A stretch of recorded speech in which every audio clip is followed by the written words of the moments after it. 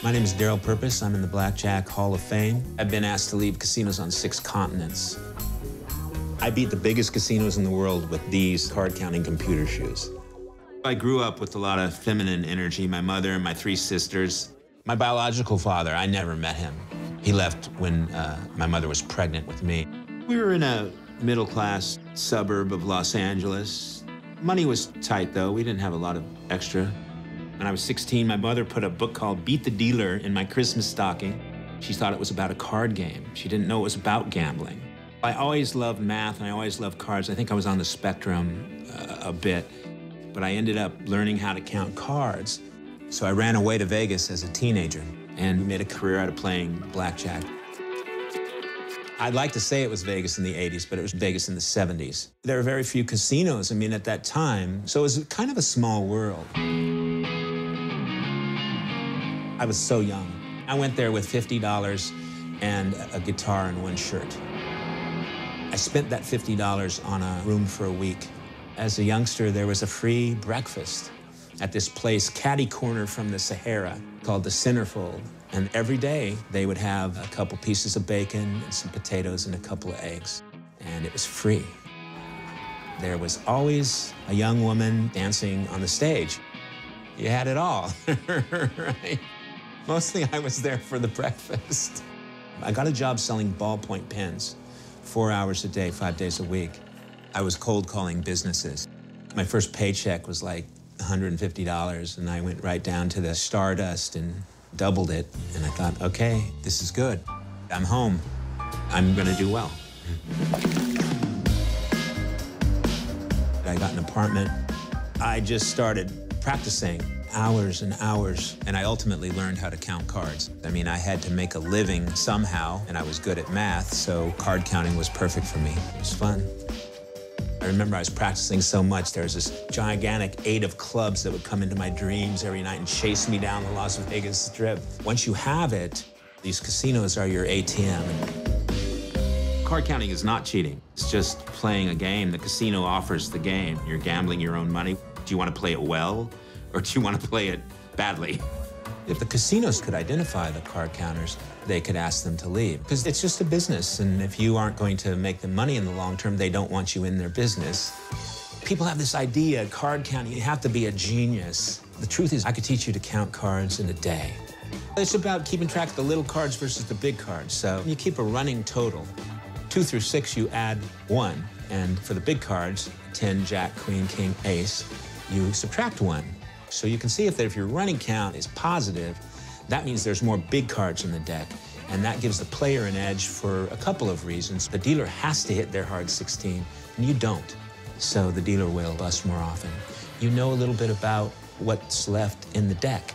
So you can move your bet up or down, and then you can vary the play of your hand. Card counting is about being good with simple math under pressure. The big cards are favorable to the player, and the small cards are favorable to the house. And that's what card counting is. I got way better than I needed to get. Finally, I went to a casino, and I saw a guy was betting the same way I was betting. He was Ken Houston. Ken was maybe to this day, is the most famous card counter. His thing was team play, where a group of players use signals to beat the casino out of their money and then split the winnings. I was invited to try out for the Ken Houston team. I went for this tryout, and I had no idea what they were going to do, and they handed me a deck of cards. They said, count this down. And I realized they're going to time me. And I counted down. +8. And they say, 10 seconds. Is that good?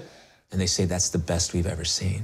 It's good. Yeah? It's good. Put her there. And they hired me. So I'm in.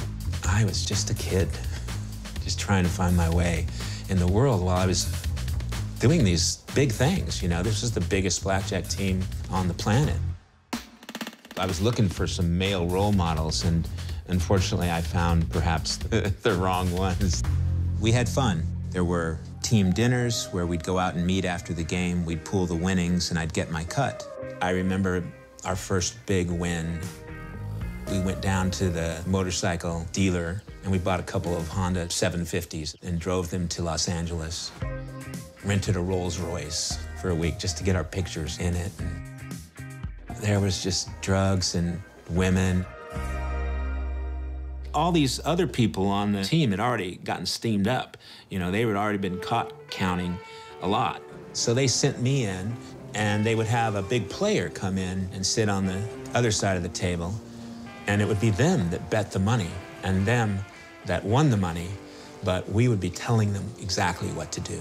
A big player is somebody who looks like a losing gambler, and in fact, they don't really know how to play the game. Somebody like myself is sitting on the other side of the table, signaling them how much to bet and how to play their hands, so we could get a big payoff but not draw a lot of attention to ourselves. Simple stuff. This would be question, this would be come into the game, hot deck, this would be I can't see, this would be I can't hear. Go to that table, eat some cards. It means like get rid of the low cards that are still in the deck if you're betting low. Play is over. The casino is looking at this and thinking maybe this is okay. It doesn't look like there's a card counter there. This guy's drinking. Sweetheart. It was very compelling to try to take their money. All these suits that are looking at you, trying to figure out if you're doing exactly what you're doing. Wow, big winner. Cameras that are watching you and recording you, and they like to think that card counting was illegal, but we were just playing by their rules. At that time, in the 70s, the mafia was really running things. The Griffin agency was working it for the casinos. So there was one agency that was doing some detective work, and they're trying to catch card counters. They did not like those card counters.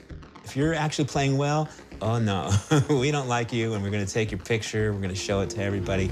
People started getting barred, and sometimes it was a little bit ugly. I remember Ken Houston got punched and broke about 19 bones in his face. And I got threatened at the dunes. They brought me to the back room, and the guy had a pair of pliers, and he was just holding the pair of pliers. And they threatened me with the big wide open desert out there. They ended up arresting me, you know, of course, disturbing the peace or whatever. They just were powerful, and they kind of did what they wanted. Once I was card counting in this casino, won a little bit of money, got the tap on the shoulder. It was the owner of the casino.